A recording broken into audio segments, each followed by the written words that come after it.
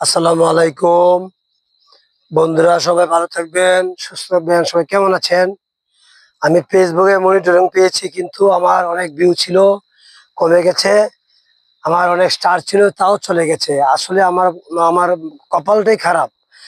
আমার বন্ধু বান্ধব যারা আমাদের ফেসবুকে আছেন, যারা ঠিক ফেসবুকে মনিটরিং পেয়েছেন এবং আজকে অনেক কিছু এগিয়ে যাচ্ছেন, সকলের কাছে অনুরোধ আমাকে একটু সহযোগিতা করবেন, এই আশায় করি।